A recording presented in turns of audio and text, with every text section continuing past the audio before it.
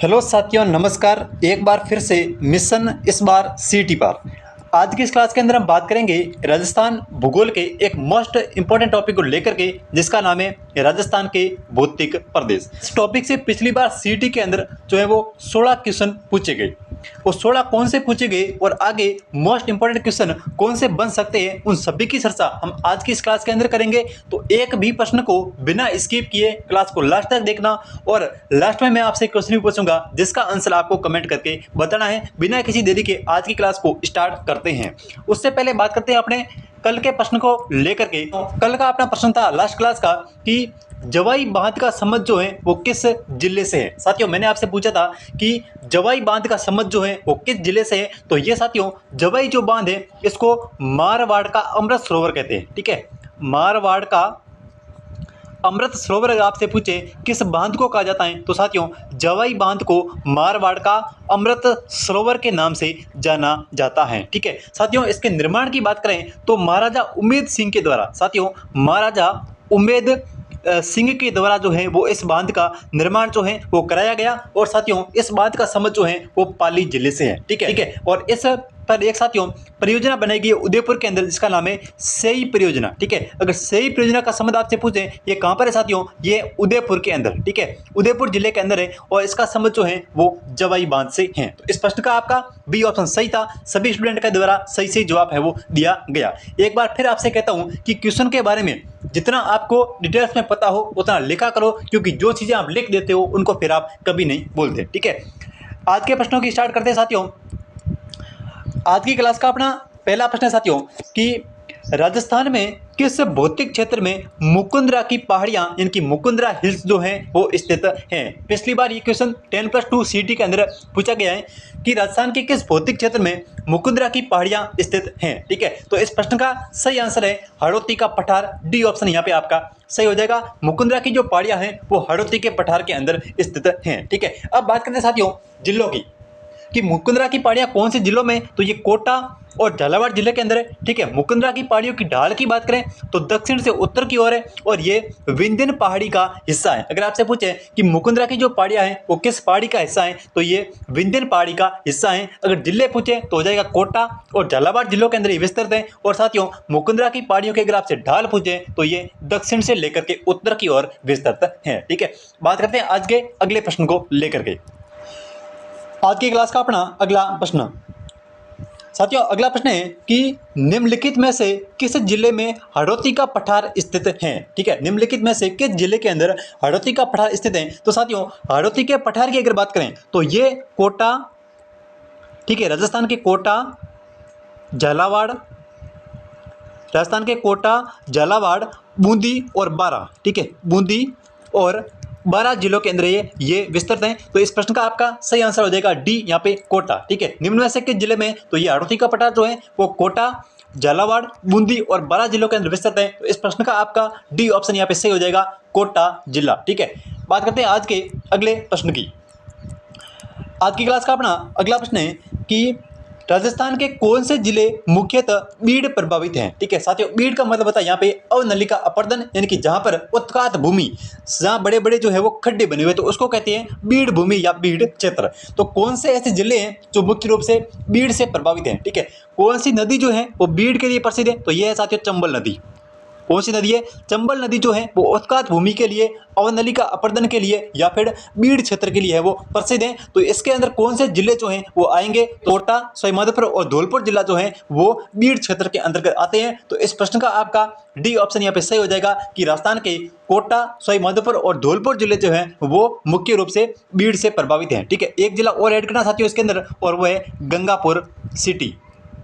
Gangapur city जो है वो भी बीड़ क्षेत्र के अंदर आता है। तो यहाँ पे गंगापुर सिटी भी इसके अंदर है वो शामिल कर लेना। तो राजस्थान के 4 जिले कोटा, सवाईमाधोपुर, धौलपुर और गंगापुर सिटी जो है वो बीड़ के अंतर्गत आते हैं। और अवनलिका अपर्दन या उत्कात भूमि के लिए कौन सी नदी प्रसिद्ध है, तो ये साथियों चंबल नदी है वो प्रसिद्ध है। बात करते हैं आज के अगले प्रश्न को लेकर के। आज की क्लास का अपना अगला प्रश्न है और ये पिछली सीटी के अंदर पूछा गया क्वेश्चन है कि साथियों छप्पन का मैदान जो है वो अवस्थित है, यानी कि छप्पन का मैदान जो है वो किन जिलों के अंदर अवस्थित है, तो ये साथियों प्रतापगढ़ और बांसवाड़ा जिले के अंदर आता है। ठीक है, तो इस प्रश्न का आपका ए ऑप्शन यहाँ पे सही हो जाएगा, प्रतापगढ़ और बांसवाड़ा। अब बात करते हैं 56 के मैदान को लेकर के, ठीक है। तो 56 का मैदान जो है ये साथियों 56 गांव का समूह है, 56 गांवों का समूह है और इसको साथियों 56 के मैदान के नाम से जाना जाता है, ठीक है। 56 के मैदान के 56 गांव का जो समूह है उसको 56 के मैदान के नाम से जाना जाता है और ये साथियों जो माही नदी है उसके द्वारा सिंचित है, ठीक है। किस नदी के द्वारा? माही नदी के द्वारा है वो सिंचित है। तो इस प्रश्न का आपका ए ऑप्शन यहाँ पे सही हो जाएगा, प्रतापगढ़ और बांसवाड़ा जिला, ठीक है। बात करते हैं आज के अगले प्रश्न को लेकर के। आज की क्लास का अपना अगला प्रश्न है कि गिरवा की पहाड़ियां राजस्थान के किस जिले के अंदर स्थित हैं? बहुत ही अच्छा क्वेश्चन है। गिरवा की जो पहाड़ियां हैं वो राजस्थान के अंदर किस जिले के अंदर स्थित है, ठीक है। तो ये है साथियों उदयपुर जिले के अंदर। तो इस प्रश्न का आपका सी ऑप्शन यहाँ पे सही हो जाएगा। गिरवा की जो पहाड़ियां हैं वो उदयपुर जिले के अंदर स्थित हैं, ठीक है। गिरवा की पहाड़ियों की बात करें साथियों तो ये तस्तरी नुमा पहाड़ियां हैं, तस्तरी नुमा पहाड़ियां हैं, ठीक है। तस्तरी नुमा पहाड़ियां हैं और ये साथियों राजस्थान के उदयपुर जिले के अंदर स्थित हैं। तो इस प्रश्न का आपका सी ऑप्शन जो है वो सही हो जाएगा, ठीक है। एक बात करते हैं साथियों यहाँ पे देशहरों की, कि भाई देशहरों जो है वो क्या है? देशहरों अगर आपने नाम सुना है तो देशहरों ये है उदयपुर के अंदर जो जरगा और रागा, साथियों जरगा और रागा ये दो पहाड़ियां हैं, जरगा और रागा, इन दोनों के मध्य का जो क्षेत्र है, जरगा और रागा के मध्य का जो क्षेत्र है वो देशहरों के नाम से जाना जाता है, ठीक है। और साथियों डूंगरपुर और बांसवाड़ा के मध्य की जो पहाड़ियां हैं, ठीक है, डूंगरपुर और बांसवाड़ा के अंदर जो इसके जो बीच की जो पहाड़ियां हैं वो साथियों मेवल के नाम से जानी जाती हैं, ठीक है। किसके नाम से? मेवल के नाम से उनको जाना जाता है। जो डूंगरपुर और बांसवाड़ा के मध्य की जो पहाड़ियां हैं उनको साथियों मेवल के नाम से जाना जाता है। और गिरवा की पहाड़ियां जो कि उदयपुर जिले के अंदर स्थित है और देशहरों साथियों जो है ये भी उदयपुर के अंदर है। जरगा और रागा पहाड़ियों के जो मध्य का क्षेत्र है वो देशहरों के नाम से जाना जाता है, ठीक है। बात करते हैं आज के अगले प्रश्न को लेकर के। आज की क्लास का अपना अगला प्रश्न है कि बरदर्रा जो है वो राजस्थान के कौन से जिले के अंदर स्थित है? बहुत ही अच्छा क्वेश्चन है कि बरदर्रा जो है वो राजस्थान के कौन से जिले के अंदर स्थित है? तो ये साथियों अपना अजमेर जिले के अंदर स्थित है, ठीक है। तो इस प्रश्न का आपका ए ऑप्शन यहाँ पे सही हो जाएगा। बरदर्रा जो है ये मध्य अरावली का है, मध्य अरावली का हिस्सा है। तो इस प्रश्न का आपका ए ऑप्शन यहाँ पे सही हो जाएगा कि जो बरदर्रा है ये राजस्थान के अजमेर जिले के अंदर स्थित है और ये मध्य अरावली का हिस्सा है, ठीक है। बात करते हैं आज के अगले प्रश्न को लेकर के। आज की क्लास का अपना अगला प्रश्न है कि राजस्थान के कौन से जिले में उड़िया का पठार स्थित है? बहुत ही अच्छा क्वेश्चन है साथियों कि राजस्थान का ऐसा कौन सा जिला है जिसके अंदर उड़िया का पठार स्थित है, ठीक है। अगर बात करें उड़िया के पठार की तो ये राजस्थान का एक तो राजस्थान का सबसे ऊंचा पठार है, ठीक है। राजस्थान का सबसे ऊंचा पठार अगर आपसे पूछें, राजस्थान का सबसे ऊंचा पठार, ठीक है, ऊंचा पठार अगर साथियों आपसे पूछें तो कौन सा हो जाएगा? उड़िया का पठार जो राजस्थान का सबसे ऊंचा पठार है। और इसकी ऊंचाई की बात करें साथियों तो यह 1360 मीटर, ठीक है। कितना है? 1360 मीटर जो है वो इसकी क्या है? ऊंचाई है। ये राजस्थान का सबसे ऊंचा पठार है, ठीक है। तो कौन से जिले के अंदर है? तो ये भाई है सिरोही जिले के अंदर, ठीक है। इस प्रश्न का आपका यहाँ पे सी ऑप्शन जो है वो सही हो जाएगा कि राजस्थान के अंदर राजस्थान का सबसे ऊंचा पठार उड़िया का पठार जिसकी ऊंचाई जो है वो 1360 मीटर है और ये किस जिले के अंदर स्थित है? तो ये साथियों वर्तमान के अंदर सिरोही जिले के अंदर स्थित है। इस प्रश्न का आपका सी ऑप्शन यहाँ पे सही हो जाएगा। और राजस्थान का दूसरा सबसे ऊंचा पठार वो भी यहीं पर है साथियों। दूसरा सबसे ऊंचा कौन सा है? आबू का पठार, ठीक है। दूसरा सबसे अगर ऊंचा पूछे तो हो जाएगा आबू का पठार और जिसकी ऊंचाई जो है वो 1200 मीटर है आबू के पठार की। और ये राजस्थान का दूसरा सबसे ऊंचा पठार है और ये भी राजस्थान के सिरोही जिले के अंदर स्थित है, ठीक है। बात करते हैं आज के अगले प्रश्न को लेकर के। आज की क्लास का अपना अगला प्रश्न है कि निम्नलिखित में से कौन सा सही सुमेलित नहीं है? ये पिछली बार सीटी ग्रेजुएशन के अंदर पूछा गया क्वेश्चन है कि निम्नलिखित में से कौन सा जो है वो सही नहीं है, ठीक है। भाकर जो है वो पूर्वी सिरोही बिल्कुल सही है साथियों। भाकर जो है पूर्वी सिरोही। उड़िया का पठार माउंट आबू को ये सिरोही को क्योंकि सिरोही के अंदर ही माउंट आबू है। तो साथियों उड़िया का पठार राजस्थान का सबसे ऊंचा पठार है और जिसकी ऊंचाई जो है वो 1360 मीटर है और ये राजस्थान के सिरोही जिले के अंदर स्थित है। और स्थान पूछे तो हो जाएगा माउंट आबू, ठीक है। दूसरा कथन भी यहाँ पे सही है।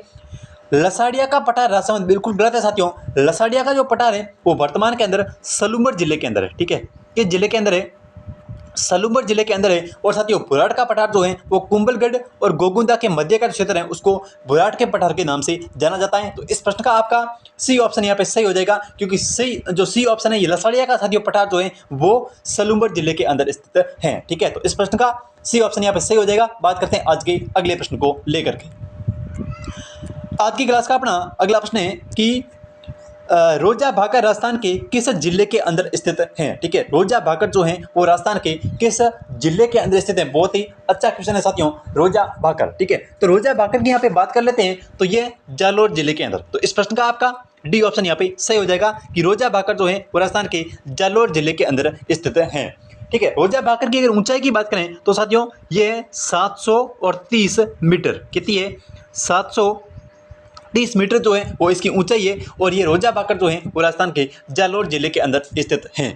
एक जालोर जिले के अंदर और भाकर है और इसका नाम है ईस राणा। कौन सा साथियों, ईस राणा जो भाकर है ये इसकी जो ऊंचाई है वो 839 है, 839 मीटर है। और ये जालोर जिले का सबसे ऊंचा है, ठीक है। जालोर जिले का सबसे ऊंचा अगर आपसे भाकर पूछें तो वो है ईस राणा भाकर और इसकी ऊंचाई जो है वो 839 मीटर है। तो यहाँ पे पूछा है रोजा भाकर का तो इसकी ऊंचाई 730 मीटर है और ये जालोर जिले के अंदर स्थित है। और ईस राणा भाकर इसके साथ ही ऊंचाई जो है वो 839 है और ये भी जालोर जिले के अंदर जालोर का सबसे ऊंचा भाकर है, ठीक है। बात करते हैं आज के अगले प्रश्न को लेकर के। आज की क्लास का अपना अगला प्रश्न है कि निम्नलिखित में से कौन सा एक सर्वोच्च पर्वत शिखर है। बहुत ही अच्छा क्वेश्चन है कि निम्नलिखित में से कौन सा एक सर्वोच्च पर्वत शिखर है, ठीक है। अचलगढ़ की साथ जो बात करते हैं यहाँ पे तो अचलगढ़ है सिरोही के अंदर, अचलगढ़ हो जाएगा सिरोही के अंदर। और इसकी ऊंचाई की बात करें तो 1380 मीटर, ठीक है, कितनी है, 1380 मीटर जो है वो अचलगढ़ की क्या है, ऊंचाई है 1380 मीटर और ये राजस्थान के सिरोही जिले के अंदर है, ठीक है। सज्जनगढ़ की साथियों बात करते हैं यहाँ पे तो सज्जनगढ़ है उदयपुर के अंदर, ठीक है। कहाँ पर है सज्जनगढ़ साथियों जो है वो उदयपुर के अंदर है। और उदयपुर सज्जनगढ़ है उदयपुर के अंदर और इसकी जो ऊंचाई है वो है साथियों 938 मीटर। सज्जनगढ़ की ऊंचाई कितनी है, 938 मीटर है। और साथियों फिर यहाँ पे बात कर लेते हैं अपने किसकी, खो की। तो खो जो है ये सीकर के अंदर, ठीक है। खो कहाँ पर, सॉरी खो जो है वो जयपुर और अलवर में है, ठीक है। सीकर में नहीं साथियों, कहाँ पर है, जयपुर और अलवर के अंदर है, जयपुर और अलवर में। और इसके साथ ही ऊंचाई की बात करें तो ये 920 मीटर है, कितनी है, 920 मीटर जो है वो खो की ऊंचाई है। फिर साथियों बात करें यहाँ पे रघुनाथगढ़ की तो रघुनाथगढ़ जो है ये सीकर के अंदर, कहाँ पर है, रघुनाथगढ़ जो है ये साथियों सीकर के अंदर है। और इसकी ऊंचाई की बात करें तो ये 1055 मीटर है, ठीक है, कितनी है, 1055 मीटर है। तो इस प्रश्न का आपका यहाँ पे पूछा है कि निम्नलिखित में से सर्वोच्च कौन सा है, तो सर्वोच्च साथियों जो है वो हो जाएगा अचलगढ़ जिसकी ऊंचाई जो है वो 1380 मीटर है। इस प्रश्न का आपका ए ऑप्शन यहां पे सही हो जाएगा। बात करते हैं आज के अगले प्रश्न को लेकर के।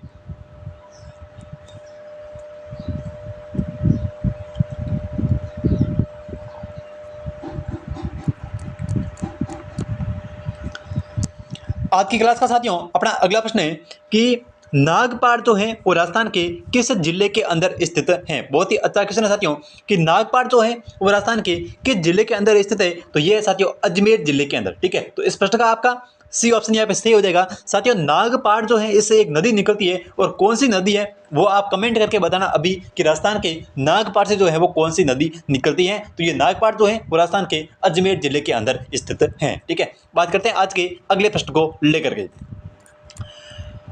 आज की क्लास का अपना अगला प्रश्न है कि निम्नलिखित चोटियों को उनकी ऊंचाई के आधार पर जो है वो अवरोही क्रम के अंदर व्यवस्थित कीजिए, ठीक है। निम्नलिखित चोटियों को ऊंचाई के आधार पर अवरोही क्रम यानी कि सबसे जिसकी ऊंचाई सबसे ज्यादा है वो सबसे पहले आएगी और जिसकी ऊंचाई कम है वो सबसे बाद में आएगी, ठीक है। तो अवरोही क्रम का मतलब होता है कि सबसे ज़्यादा ऊंचाई वाली पहले और सबसे कम ऊंचाई है वो सबसे बाद में। तो ये सीटी ग्रेजुएशन के अंदर पूछा गया क्वेश्चन है। बात करते हैं साथियों सबसे पहले सज्जनगढ़ को लेकर के। ये कहाँ पर है भाई, ये है उदयपुर के अंदर। इसके ऊंचाई की बात करें तो ये है 938 मीटर, ठीक है, 938 मीटर है।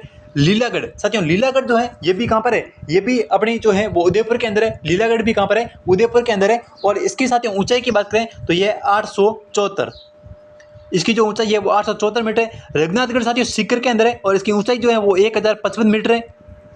और जरगा की बात करते हैं साथियों, ये भी उदयपुर के अंदर है और इसकी ऊंचाई की बात करें तो ये 1431 मीटर है। ठीक है, 1431 मीटर है। तो सबसे ज़्यादा ऊंचाई वाली सबसे पहले आएगी, यानी कि यहाँ पे जो है वो रघुनाथगढ़ सबसे पहले आएगी साथियों, सॉरी जरगा सबसे पहले आएगी, क्योंकि जरगा की ऊंचाई सबसे ज़्यादा है 1431 मीटर। ठीक है, जरगा की ऊंचाई जो है वो सबसे ज़्यादा है, तो जरगा सबसे पहले, उसके बाद में आएगी रघुनाथगढ़। तो जरगा, यहाँ पे रघुनाथगढ़, उसके बाद में आएगी सज्जनगढ़ और उसके बाद में आएगी लीलागढ़। तो इस प्रश्न का आपका सही ऑप्शन जो है वो यहाँ पे सही हो जाएगा। सबसे पहले जरगा 1431 मीटर, उसके बाद रघुनाथगढ़ 1055 मीटर, उसके बाद सज्जनगढ़ साथियों उदयपुर के अंदर है और 938, और उसके बाद में आएगी लीलागढ़ जिसकी हाइट है 874 मीटर। ठीक है, तो इस प्रश्न का आपका सही ऑप्शन यहाँ पे सही हो जाएगा। बात करते हैं आज के अगले प्रश्न को लेकर के। आज की क्लास का अपना अगला प्रश्न है कि अरावली जो है वो किस प्लेट से अलग हुई है। साथियों बहुत ही अच्छा क्वेश्चन है कि अरावली जो है वो किस प्लेट से अलग हुई है, तो ये यूरेशियन प्लेट से अलग हुई है। तो इस प्रश्न का आपका सी ऑप्शन जो है वो यहाँ पे सही हो जाएगा कि अरावली जो है वो किस प्लेट से अलग हुई है, तो ये साथियों यूरेशियन प्लेट से अलग हुई है। ठीक है, बात करते हैं आज के अगले प्रश्न को लेकर के। आज की क्लास का अपना अगला प्रश्न है और 10+2 के अंदर साथियों पिछली बार ये क्वेश्चन पूछा गया है। ठीक है, थार के मरुस्थल में ढाड के नाम से किसे जाना जाता है। ठीक है साथियों, राजस्थान के अंदर जो थार का मरुस्थल है उसमें ढाड जो है उसको किस नाम से जाना जाता है, तो ये साथियों चंद्राकार बालू का जो स्तूप है, इनके अंदर बने हुए जो गर्त हैं उनको ढाड के नाम से जाना जाता है। ठीक है, तो चंद्राकार बालू का स्तूप के अंदर जो गर्त बने हुए हैं उनको क्या कहते हैं, ढाड कहते हैं। और पलया जो साथियों जो है वो अस्थायी जिले जो कि कहाँ पर है, जैसलमेर के अंदर है, तो इनको साथियों पलया के नाम से जाना जाता है। इस प्रश्न का आपका सी ऑप्शन यहाँ पे सही हो जाएगा। बात करते हैं आज के अगले प्रश्न को लेकर के। ठीक है, आज की क्लास का अपना अगला प्रश्न है कि गतिशील रेत के टीलों को स्थानीय भाषा के अंदर क्या कहा जाता है। बहुत ही अच्छा क्वेश्चन साथियों। गतिशील रेत के टीले जो कि थार के मरुस्थल के अंदर पाई जाती हैं और इनको स्थानीय भाषा के अंदर क्या कहा जाता है, तो साथियों इनको जो है वो दरियन के नाम से जाना जाता है। इस प्रश्न का आपका डी ऑप्शन यहाँ पे सही हो जाएगा। गतिशील रेत के टीलों को स्थानीय भाषा के अंदर साथियों दरियन के नाम से जाना जाता है। ठीक है, बात करते हैं आज के अगले प्रश्न को लेकर के।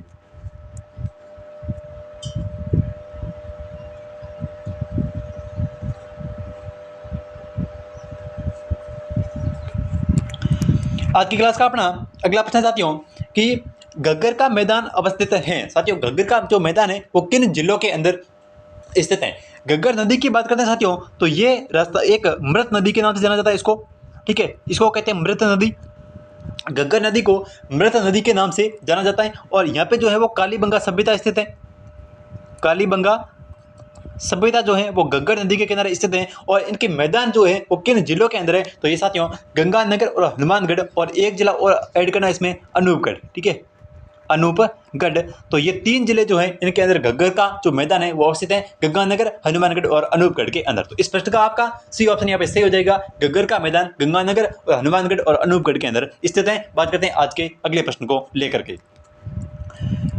आज की क्लास का अपना अगला प्रश्न है कि राजस्थान के किस जिले में जरगा पर्वत स्थित है। साथियों जरगा पर्वत की बात करते हैं तो ये 1431 मीटर इसकी ऊंचाई है। कितनी है, 1431 मीटर जो है वो इसकी ऊंचाई है। और ये राजस्थान के किस जिले के अंदर है, तो ये साथियों उदयपुर जिले के अंदर स्थित है। ठीक है, उदयपुर जिले के अंदर स्थित है। और इसकी जो ऊंचाई की बात करते हैं तो ये कितनी है, 1431 मीटर है। ठीक है, 1431 मीटर, 1431 मीटर है और ये राजस्थान के उदयपुर जिले के अंदर स्थित है। बात करते हैं आज के अगले प्रश्न को लेकर के।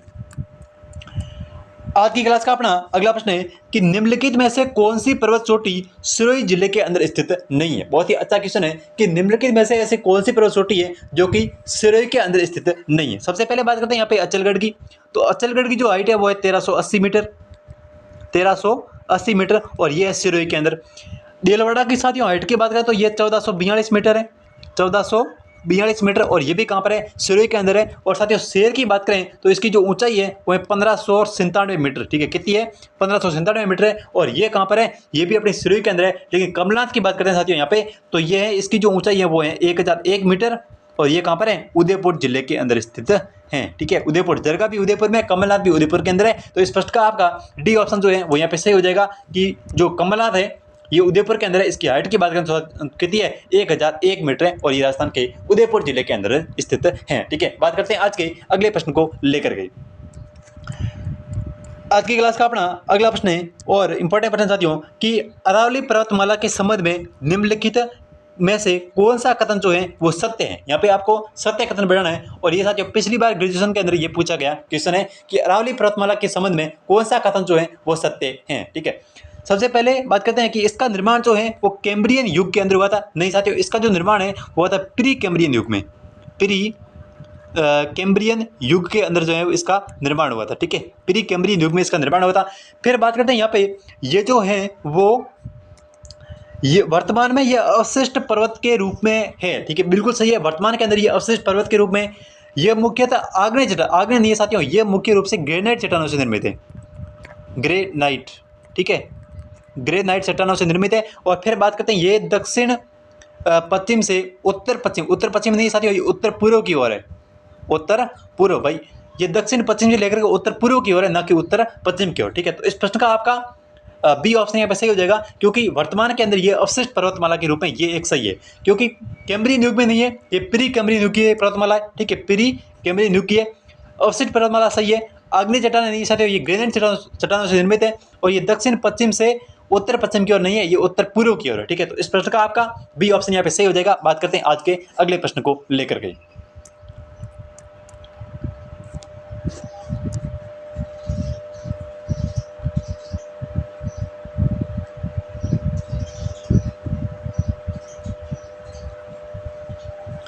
आज की क्लास का साथियों अपना अगला प्रश्न है कि बरखान स्थलाकृति निम्न में से किस भौतिक विभाग से संबंधित है। बहुत ही अच्छा क्वेश्चन है, और ये पिछली बार सीटी के अंदर पूछा गया है कि बरखान जो है वो किस भौतिक क्षेत्र से संबंधित है। तो ये साथियों बरखान सबको पता है कि जो रेत के टीले होते हैं, ठीक है, चंद्राकार जो रेत के टीले होते हैं, इनको बरखान के नाम से जाना जाता है, और ये थार के मरुस्थलीय के अंदर है, और ये मरुस्थलीय प्रदेश। इस प्रश्न का आपका डी ऑप्शन यहाँ पे सही हो जाएगा। ठीक है, बरखान जो है वो चंद्राकार रेत के टीले होते हैं, और ये मरुस्थल के अंदर पाए जाते हैं, तो मरुस्थलीय प्रदेश यहाँ पे डी ऑप्शन आपका सही हो जाएगा। पिछली बार सीटी के अंदर ये क्वेश्चन पूछा गया था। ठीक है, बात करते हैं आज के अगले प्रश्न को लेकर के।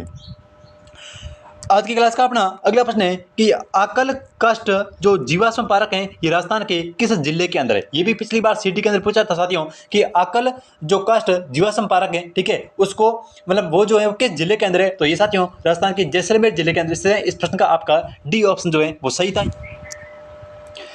आज की क्लास का अपना अगला प्रश्न साथियों कि राजस्थान राज्य का कितना भाग जो है वो मरुस्थलीय क्षेत्र है। ये पिछली बार सीटी 10+2 के अंदर पूछा गया क्वेश्चन है कि राजस्थान राज्य का कितना भाग जो है वो मरुस्थलीय क्षेत्र है। ठीक है, तो कुल जो मरुस्थलीय क्षेत्र है ये साथियों लगभग अपना 61.11%। ठीक है, 61.11% क्षेत्र के अंदर जो है वो मरुस्थल फैला हुआ है। ठीक है, जनसंख्या की बात करें तो 40% है, जनसंख्या कितनी है 40% है। और साथ ही इसकी लंबाई की बात करें तो लगभग ये 740 किलोमीटर इसकी क्या है चौड़ाई है। ठीक है, 740 किलोमीटर साथियों इसकी चौड़ाई है, और लंबाई करीबन 300 के आसपास है, और ये जो है वो राजस्थान के 2/3 क्षेत्र के अंदर फैला है। ठीक है, तो इस प्रश्न का बी ऑप्शन यहाँ पे सही हो जाएगा, 2/3। ठीक है, बात करते हैं आज के अगले प्रश्न को लेकर के।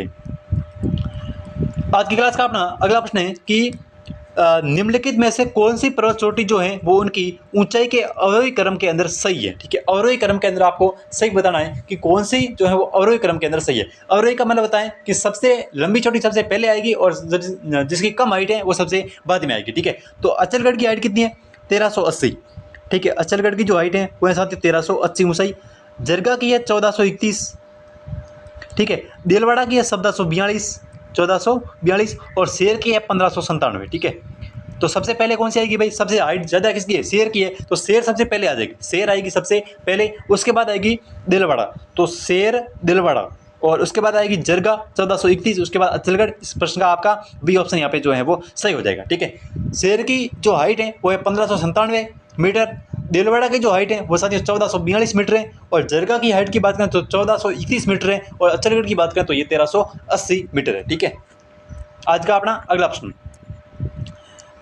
साथियों कि चंद्राकार बालू का स्तूपों को क्या कहा जाता है। ठीक है साथियों, चंद्राकार जो बालू का स्तूप है इनको क्या कहा जाता है, तो ये बरखान के नाम से जाना जाता है। ठीक है, तो इस प्रश्न का आपका बी ऑप्शन यहाँ पे सही हो जाएगा। ये थार के मरुस्थल के अंदर जो है वो पाए जाते हैं, 4 जो है चंद्राकार बालू का स्तूप, इनको बरखान के नाम से जाना जाता है। ठीक है, सीप है ये भी साथियों बालू का स्तूप है, और लुनेट सब्र कापिज है ये भी बालू का स्तूप है, और लुनेट है ये भी क्या है बालू का स्तूप है। तो चंद्राकार जो बालू का स्तूप है इनको बरखान के नाम से जाना जाता है। ठीक है, आज की क्लास का अपना अगला प्रश्न साथियों कि जवाई जो लूणी जवाई बेसिन को किस नाम से जाना जाता है। ठीक है, लूणी जवाई बेसिन है उसको साथियों किस नाम से जाना जाता है, तो उसको साथियों गोडवाड़ प्रदेश के नाम से जाना जाता है। ठीक है, इस प्रश्न का आपका बी ऑप्शन यहाँ पे सही हो जाएगा कि जवाई लूणी जो बेसिन है इसको साथियों गोडवाड़ के नाम से जाना जाता है। ठीक है, इसका प्रश्न है कि कुंभलगढ़ एवं गोगुंदा के बीच जो विस्तृत पठार है उसको किस नाम से जाना जाता है, तो आपको कमेंट करके बताना कि इसको किस नाम से जाना जाता है। ठीक है, गोगुंदा, लसाड़िया, उड़िया या फिर बोराड़। तो इस प्रश्न का सही आंसर आपको कमेंट करके बताना है। मिलते हैं एक नई क्लास में, तब तक के लिए जय हिंद जय भारत।